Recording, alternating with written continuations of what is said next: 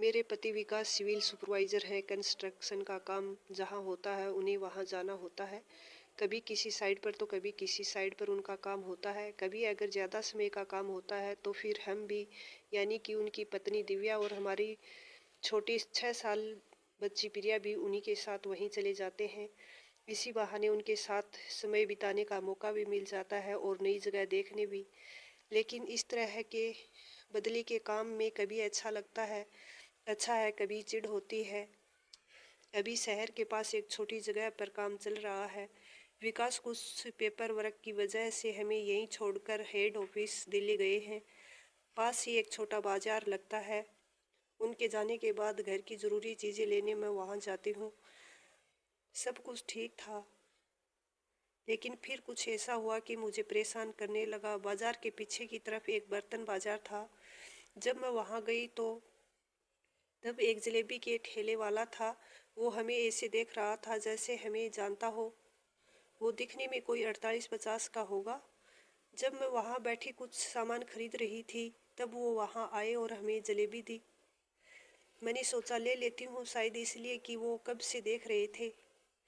मैंने वो जलेबियाँ लेकर पैसे दिए, लेकिन उन्होंने पैसे लेने से मना कर दिया। फिर वो मुझे बोले, मैडम आप यहीं रुकना, मैं आता हूँ। बिहेवियर तो अच्छा था, लेकिन एक अनजान शख्स से मुझे बात करना ठीक नहीं लगा, इसलिए मैं वहाँ से निकल गई। मैं उस बात को भूल गई, ऐसा भी कुछ याद रखने लायक उसमें था नहीं। जब मैं 3 दिन बाद फिर वहाँ गई तो मुझे उन्हें देखकर याद आया, इसलिए मैं उनसे बचकर वहाँ से चली गई ताकि वो मुझे देख नहीं पाए। मैं अपना काम ख़त्म करके घर चली गई। मैंने घर पहुंचकर दरवाज़ा बंद किया था, तभी दरवाजे की बेल बजी। मैंने जाकर दरवाज़ा खोला और मैं देखकर डर गई। दरवाजे पर वही ठेले वाला जलेबी वाला था। उसे देखकर मैं घबरा गई और उसके बोलने से पहले ही मैंने बोला, क्या काम है? तुम मेरा पीछा कर रहे हो? बुलाऊं किसी को? दोबारा यहाँ दिखना मत। मेरे जोर से बोलने और गुस्से से वो डर गया और घबरा कर भाग गया। मैंने कभी किसी को इस तरह बोला नहीं था, लेकिन मुझे ऐसा करना पड़ा। यह बात मैंने विकास को बताई। उन्होंने बोला कि मेरे आने तक ख्याल रखो और मार्केट जाना मत। मैं आकर देखता हूँ। विकास 3 दिन बाद ही आने वाले थे। विकास जब आए तब अगले दिन हमारा फिर बाजार जाना हुआ। उन्होंने कहा कि कौन है, बताओ जरा, मैं भी देखूं कौन है जो घर तक आया था। उन्होंने देखा, उसे वो अभी भी ठेले पर जलेबी बेच रहा था। उन्होंने देखते ही कहा कि मैंने इसे पहले देखा है, पर याद नहीं आ रहा। वो वहाँ उस ठेले के पास गए। उन्हें देखते ही वो पहले खुश हुआ और फिर बोला, साहब आप मुझे गलत मत समझना, मैं आपका पीछा नहीं कर रहा हूँ। विकास बोले कि मैंने पहले कहीं देखा है तुम्हें। वो ठेले वाला बोला, हाँ साहब, मैं उस दिन भी आपसे ही मिलने आया था, पर मैडम मुझे गलत समझ गई।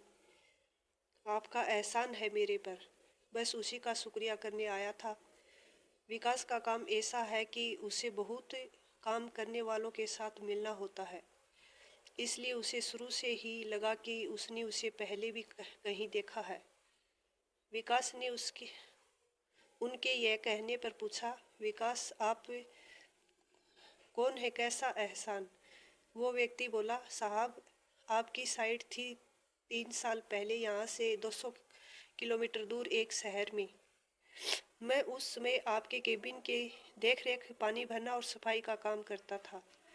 करीब 6 महीने आप वहाँ रहे थे। मुझे आपने कम देखा होगा क्योंकि मैं अपना काम करके चला जाता था।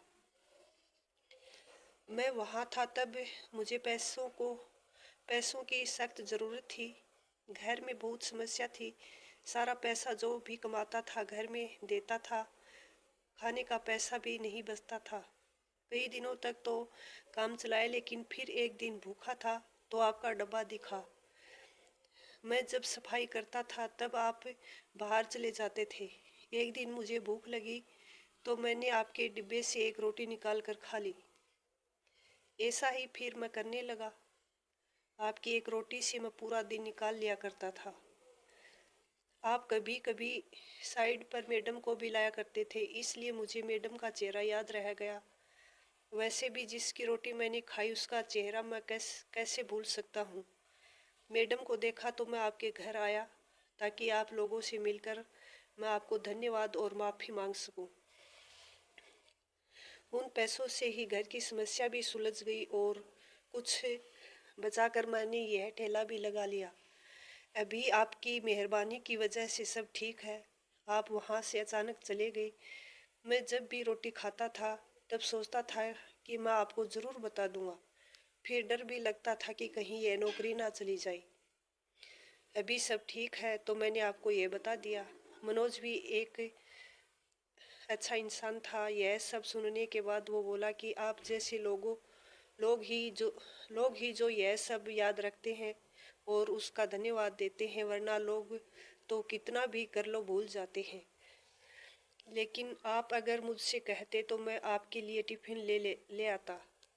माफ़ करना, मेरी पत्नी ने आपको गलत समझा। आप कभी घर आना खाने पर अब चोरी से नहीं खाना होगा। वो व्यक्ति खुश हुआ कि मनोज और उसकी इस बात का बुरा नहीं माने।